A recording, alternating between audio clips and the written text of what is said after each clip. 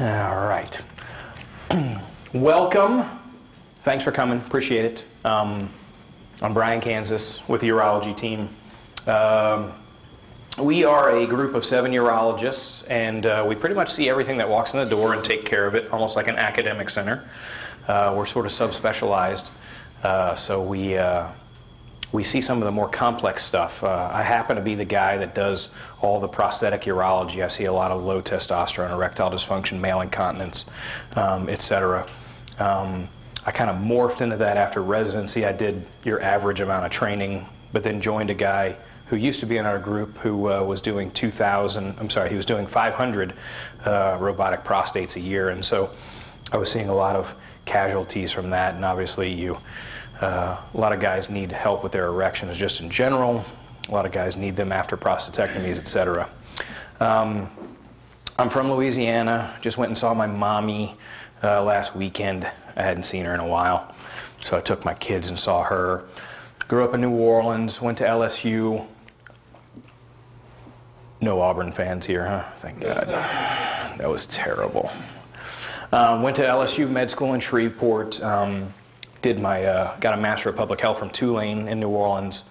That was an interesting year, moving back in with my parents after college.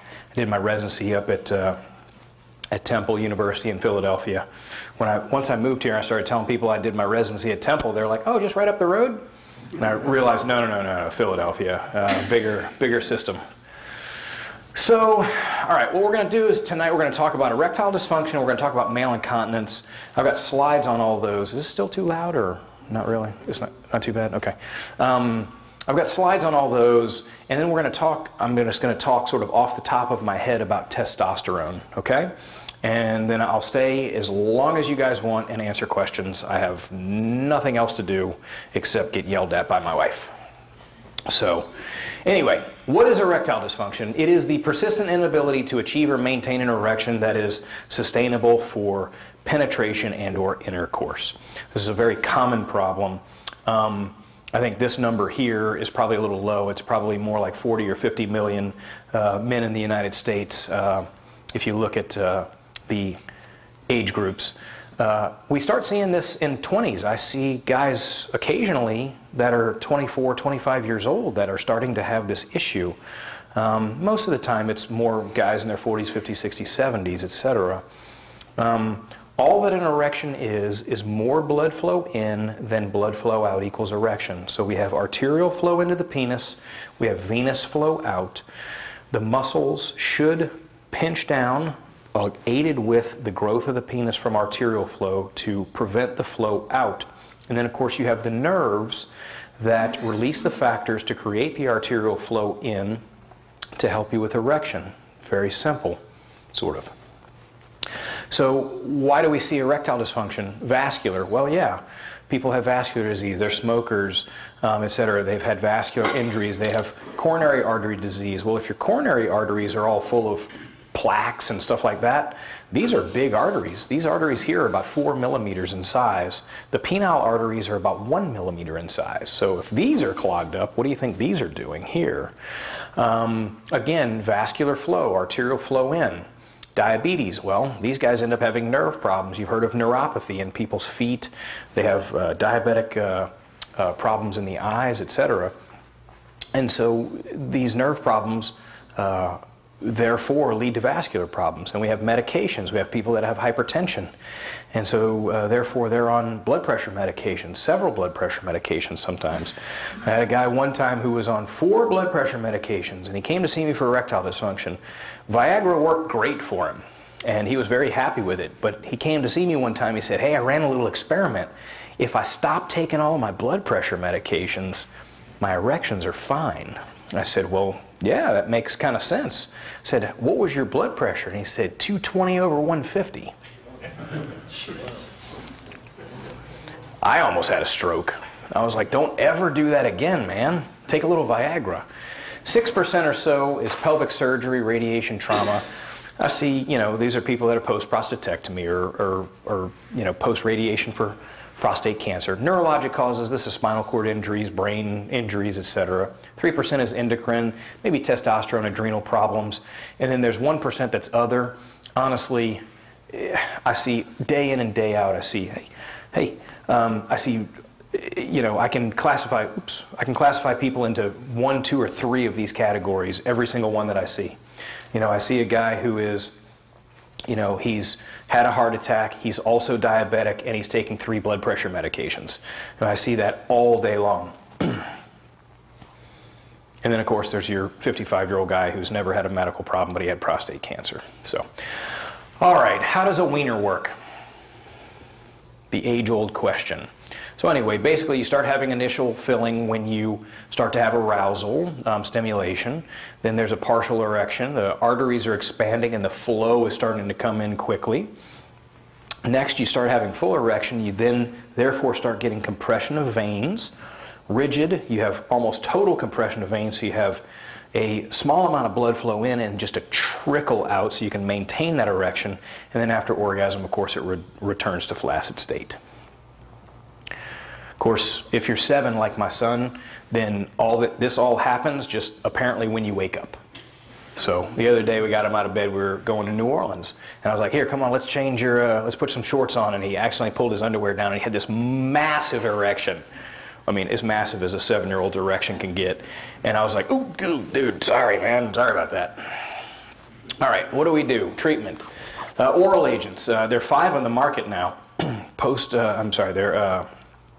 PDE5 inhibitors, phosphodiesterase 5 inhibitors. They are Viagra, Levitra, Cialis, Staxin, and Stendra, okay? They all work by the same mechanism. They have slightly different side effect profiles, and they have slightly different times of effect, okay? They're a tiny bit expensive. If you know where to get them, you can get them for cheaper. Some insurances cover them. Some Medicare policies do. It seems few and far between. They work well in response to sexual stimulation. These work fine for about 50% of guys that have mild to moderate erectile dysfunction. The other half, they need something else. You have to take them about a half hour, 45 minutes before sex. They work for 4 hours all the way up to about 36 hours. A Cialis will be in your bloodstream for 36 hours. And when we say they work for 4 hours, it doesn't mean you're going to be walking around with an erection for 4 hours. It just means that it's available. This helps to aid the natural mechanism. It helps with vascular dilation so that you can get an erection if you want one. If you don't want one, then it really doesn't affect it at all. Some of them can be, their absorption can be affected by food. Honestly, I tell people, look, if you've had 6 drinks and a big fatty meal, you know, if a 20-year-old has 6 drinks and a big fatty meal, they're not going to be able to get an erection. It doesn't matter. So just be cognizant of that. Side effects, headache, stuffy nose, upset stomach, flushing, etc. These are real common, but I tell patients when I'm going to sample these for them or try some of them, look, you find the one that works best for you with the least amount of side effects. If you can tolerate a little bit of facial flushing and it works great for you, well then fine, use it as often as you like. Nobody that takes nitrates should take these because they can mix with the nitrates for chest pain, people with coronary disease, and cause a significant drop in blood pressure, which can be kind of ugly. Alpha blockers like Flomax, Uroxetrol, you just want to space the dosing by about 4 hours. I've never had a problem with it. I've never had an issue with that. Obviously, somebody who's not healthy enough to have sex, shouldn't be using these. Tell your doctor if you've had problems with high blood pressure, heart attacks, heart problems, kidney problems, etc. Again, even with all of these things, in the office I can determine if somebody is healthy enough to have sexual intercourse. It doesn't take a genius. Next would be a vacuum erection device. This is an external pump that goes over the penis, and you use these little buttons here to manually create a vacuum and actually suck the blood into the penis. The ring is strapped onto the device here. When you're erect, you snap the ring onto the penis and it holds the blood in. It's just a constriction device. And these work fine. I mean, you will get an erection. But I'll tell you that there's about a 70% dropout rate on these. Guys that I get these for, 30% just love them and they continue using them forever and ever and ever. One vacuum device can last you a lifetime. You just have to replace the rings about every couple of years, but the rings are about 10 bucks a piece. It's pretty cheap. Common complaints that I see, when I ejaculate, nothing comes out until I take the ring off and then it spills all over the floor, and I say, well, just do it over the toilet. I mean, I can't come there and help you. Bruising because they're sucking on the penis too hard with a vacuum device. It's a little uncomfortable. My wife says my penis feels cold. I mean, these are all things that are fact. Reasons for discontinuation are all of these things here. Again, 70% of guys will drop out with these. 30% of guys love these though. And so I've got my cohorts of patients, just tons of them, probably a couple of hundred, that use vacuum devices, and they do wonderfully. Urethral suppositories. There's one on the market called Muse, M-U-S-E, and this is pure prostaglandin E1, and you put this down the pee hole. You have to put it about an inch in, and then you drop the pellet into here, and it slowly absorbs into the corpora directly from the urethra and creates the erection. Works for about 40 or 50% of guys. I've got my guys that use this and love this. A little expensive. It's about $40 or $50 a dose. So if your insurance doesn't cover it, I don't have very many guys that pay cash for that. Complaints that we see is a little pain in the urethra or burning. Sometimes the partner, the female partner, will say that there's some burning in the vagina, and that's the medication getting in there. Again, it works for about 40 or 50% of people that use it. Self-injection. I like to use Trimix myself, not personally. No urologist has erectile dysfunction. Kidding, ask my older partners as they clean out the Cialis in the office. So anyway, I prefer to use Trimix, which is prostaglandin E1, papaverine, and phentolamine combination. There are two commercially available ones called Edex and Caverject. These are pure prostaglandin E1. You take a small needle about the size of a diabetic needle, and you inject that into the side of the penis, directly into the corpora. And this works for about 75 or 80% of people. Trimix, we can pretty much mix up and make it. I try to make it where it costs the patient about $1 or $2 a dose. The Edex and Caverject, those are fairly expensive, 20, 30, 40 bucks a dose. They got expiration dates? What's that? Expiration dates?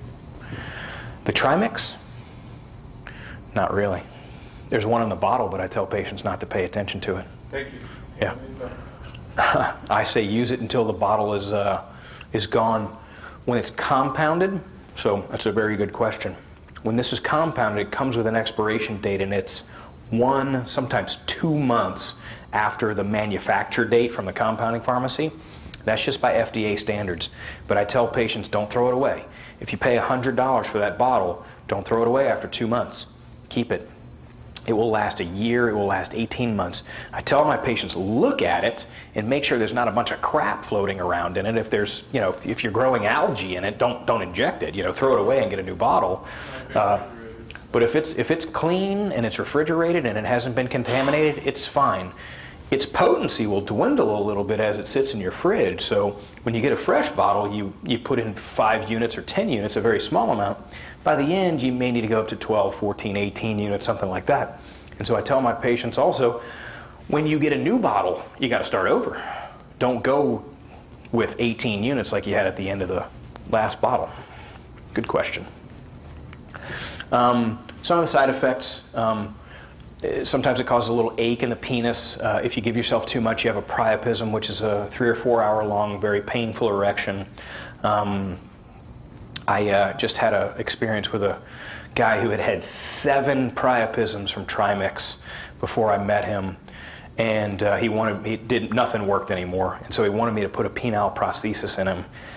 And I put him on as a regular one, just kind of not thinking, and it was the toughest penile prosthesis I've ever done. It took me almost 2.5 hours, and it was like pouring concrete out of a PVC pipe because it was nothing but scar. So it can lead to major issues. So you want to be real careful, and I tell my patients when I start them on Trimix, please start very low and take little baby steps up until you find your dose. Reasons of discontinuation, obviously if it's not working, people will call me and say, hey, I need something else. Or, I'm tired of injecting myself, this isn't good for travel, etc. Yes, sir? That third bullet there. Priapism?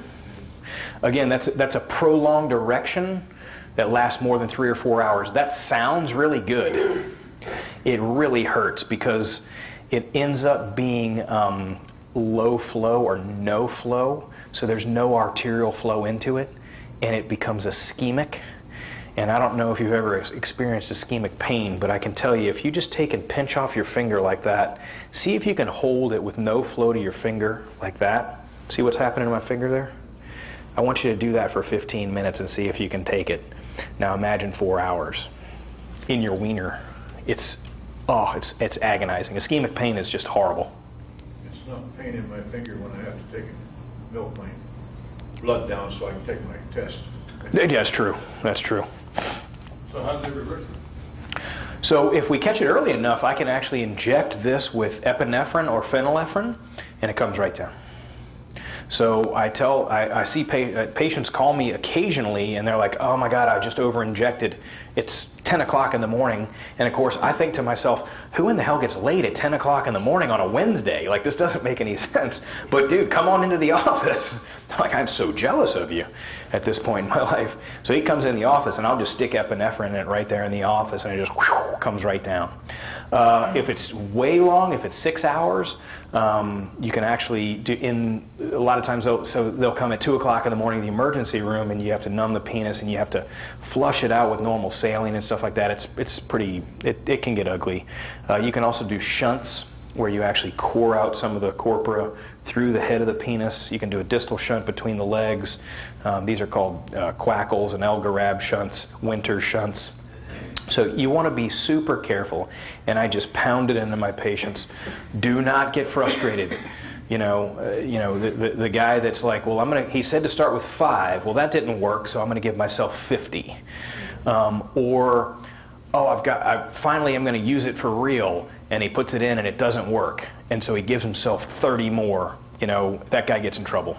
And I just beg my patients, please, please, please use your head, experiment at home, by yourself, baby steps before you're in a sexual situation, so you know exactly what you need to use to give yourself a 45-minute long erection.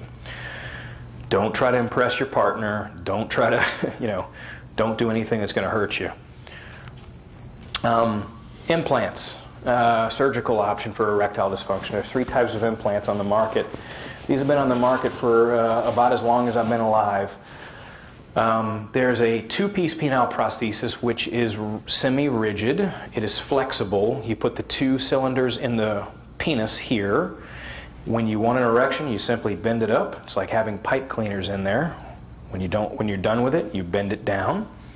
It's reasonable. Not, it's like driving a Hyundai.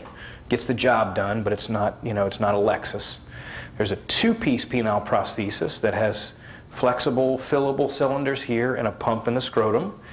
When the downside of the 2-piece is that it only goes down to about 50% erect because the water or fluid just goes between here and here. They're actually very easy to implant, but I'm not a big fan of them. Until about a year ago, at the end of this, I used to say I've never put one in, but I had a guy come to me and say, I've made up my mind, I've done my research, I'm an engineer, don't try to talk me out of it, I want a 2-piece inflatable, I want an Ambicore. And I said, I really don't think that you're going to be happy, you're only 60 years old, your hands work perfectly well, why do you want this? Oh, well, I've had hernias repaired, and I read somewhere that you're probably going to injure my bowel. And said, well, yeah, if you had somebody really inexperienced, maybe so, but I really don't think you're going to be happy with it. I want it. Let's do it. So we did it, and it went great. The device, putting it in, was very easy. I was like, oh, shit, I should do this more often. This is a piece of cake.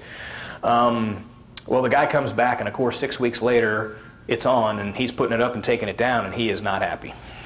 He says, this is not good. He's like, this doesn't go down properly. It doesn't, he's like, it doesn't get hard enough. And I'm like, well, I tried to tell you. And so he's got a 3-piece now, right? He's been taken back and explanted, and 3-piece was put in. Somebody who's had a ton of abdominal surgery, and really I'm nervous about, putting something in through their groin, I would maybe talk into a 2-piece. I've been in practice for 8.5 years now, and I've never tried to talk somebody into a 2-piece. Okay? 3-piece inflatable has the cylinders in the penis, pump in the scrotum, reservoir up top. This holds about 2 ounces of fluid. When you want an erection, you squeeze the pump down on the bottom. pump it about 8, 10, 12 times, and the penis gets hard. Stays hard as long as you want, 10 minutes or 10 hours, okay? When you're done, you can just push this button right here, and the penis comes down, walk around, nice soft looking penis, everything is kosher. Again, 3 types of penile prostheses. Side effects and complications, obviously with any surgery, pain. People are sore, and I tell people, look, you're going to hate me for a couple of weeks. I use an infrapubic approach, so I make a small incision up above the penis, and I go down to the penis, I put the cylinders in, pump goes down, reservoir up this way, so it's one small tiny incision about 2 to 3 centimeters in length. I use a drain, I use a mummy wrap that compresses everything, so most of my guys have very little, if any, swelling, and they recover much, much easier. But still, occasionally I have a guy that gets a pretty decent, swollen scrotum, and it takes a couple of weeks to go down. Typically, by the 2-week visit, I can show people how to use the pump, and I send them home for a couple of weeks, have them come back then, they show me how to use it, and I set them free. So most of my guys are using their devices at about 3 or 4 weeks. Malfunction of the device itself, these typically last about 10 or 12 years. Auto-inflation, honestly, with the momentary squeeze pump, the MS pump, which has a lockout mechanism in it, I think that's a thing of the past. You can't really auto-inflate it when the valve is flipped the other way. There are some urologists that still use the old pump. My friend in Shreveport still uses the old pump. And that can auto-inflate. Auto-inflation was something that we had before we had a lockout mechanism. Some of these guys, if you put their reservoir in the wrong space, they would lean over to tie their shoes, and they would compress the reservoir, and their penis would go up. And so they'd get up from tying their shoes, and they'd be like, hey, what's going on, guys? Meanwhile, they're like kids trying to do ring toss on it and stuff like that. Infection's a possibility. Infection rates in non-diabetics in my hands is less than 1%. Repeat surgery, occasionally there's some tubing that's out of place or something like that that we'll go back and correct, but that's few and far between. Insurance, probably half of private insurers cover these. Medicare does cover them. They cover 80% of the device and procedure cost. Most people have supplements. And so most of it is covered. They end up with 95, 98, 99% coverage, so not too expensive. So who can treat erectile dysfunction? Obviously a family doc, any urologist. If you're going to have a device put in, go to somebody who puts in a lot of them. It doesn't have to be me. Yes, I put in almost all of them in Austin. If you're going to have it done in Austin, that's fine. But there's about 30 or 40 guys in the country that specialize in this. And you want somebody that puts in 50, 60, 70, 80 a year. Other than that, a guy that puts in 2 a year, you may like him and you may know him for 3 years or 5 years or something like that. But just have him level with you and say, look, are you the best guy in this city for me to do this? And hopefully they'll look at you and say, you know what? No, actually these are a pain in the rear end. They take me 4 hours to do, and you should go to another person. Okay. ED's common. There's a lot of treatment options. Talk to your wife. Talk to your doctor. See what's good for you. All right. Incontinence.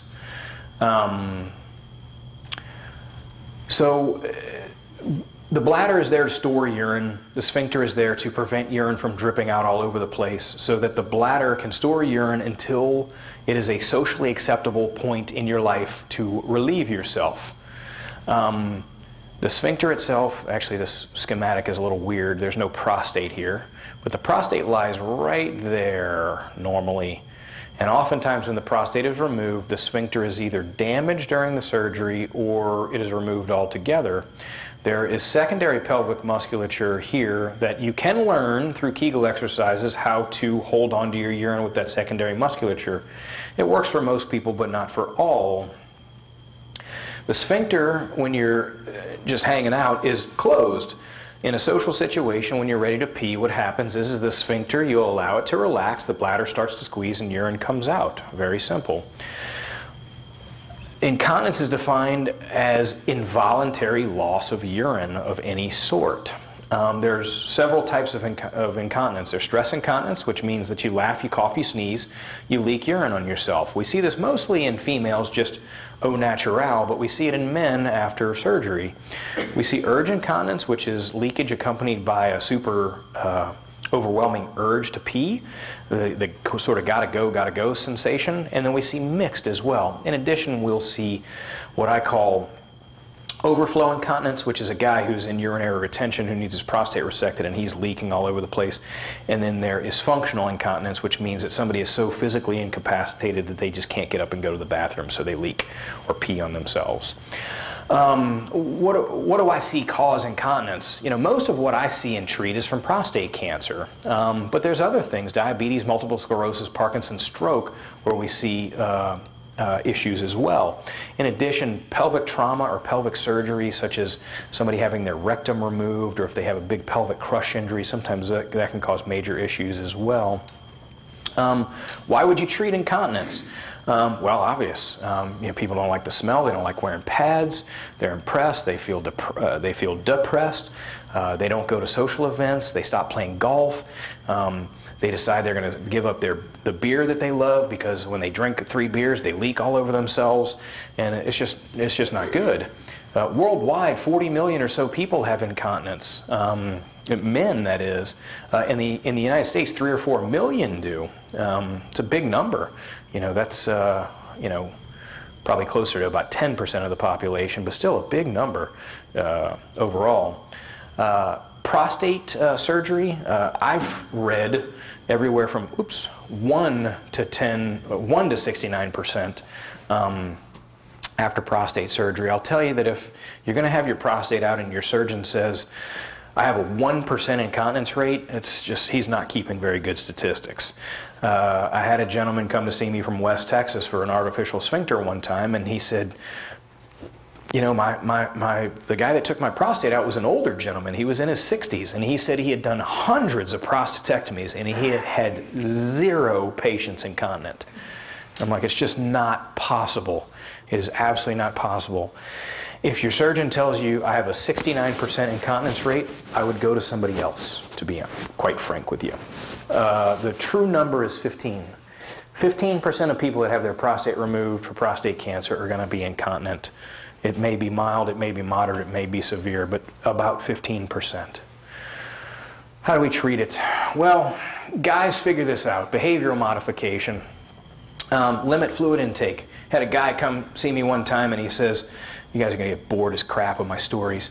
Doc, I figured out how to quit leaking on myself. I drink 8 ounces of fluid a day, and that's it. And he's like, and I don't leak a drop. He says, yeah, about every other time I play golf with my buddies, I pass out on the course and they have to drag my carcass into the country club. But I wasn't leaking on myself. God, that's terrible. People will avoid caffeine and alcohol. You know, I'm a beer drinker, and so if a guy comes to me and he says, I stopped drinking beer so I leak less, that kind of breaks my heart. I'm like, you know, people are beer or wine connoisseurs. So I'm like, can I fix you so you can go back to drinking your beer? And most of them say, oh, that's a great idea. Kegel exercises, this is where you contract your pelvic musculature to try to build up those muscles to hold on to the urine better. Unfortunately, there's no medications that fix stress incontinence. There are some that help urge incontinence. We won't get into that tonight. We'll talk mostly about stress. Other options, absorbent products, pads. You know, guys that leak after a prostatectomy, they'll tell you if they never see another pad again, it will be too soon. They cause skin irritation, they leak around it, etc. Not a big fan of that stuff. Penile clamps, these are external clamps. This is called a Cunningham clamp. This is called a C3 clamp. These can sometimes be a little bulky. This is actually, it's a little bit, about as big as your thumb from the first knuckle all the way out to the tip. So they're kind of bulky in the pants. This one folds up nicely, but it doesn't really do a very great job. Dr. Kansas is in the middle of trying to create another one of these that's easier for the patients to use and adjustable and washable and all that stuff. It'll happen by the time I'm dead, I guess. with what you have to go through to get things patented, etc. External catheters, internal catheters, these work fine, but they can be irritating, they can cause infections, etc. Then we get into surgical things, bulking agents. I use one called coaptite. This is an injectable agent that I will take the patient and I'll look into the urethra with him asleep, and I'll inject the medication into the urethra, and it creates blisters, these big blisters that basically I try to clog the urethra. It's like I'm trying to create a speed bump or a clog in the drain tube to try to get them to stop leaking. This is good for somebody who has very mild incontinence, maybe a half an ounce a day, an ounce a day, something like that. I've had patients that come in leaking 20 ounces a day and they say, can we try coaptite? And I say, we can. I'm like, you're not going to be happy. And they, of course they come back most of the time and they say, oh, you're right, it didn't do anything. Open surgical options. Advanced male sling is the sling that I prefer. It's made by American Medical Systems. It is tied to the urethra, and then we pull the arms through the groins.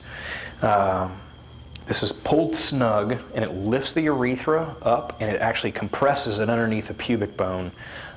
This is good for a patient who leaks maybe about 2 to 5 or 6 ounces a day.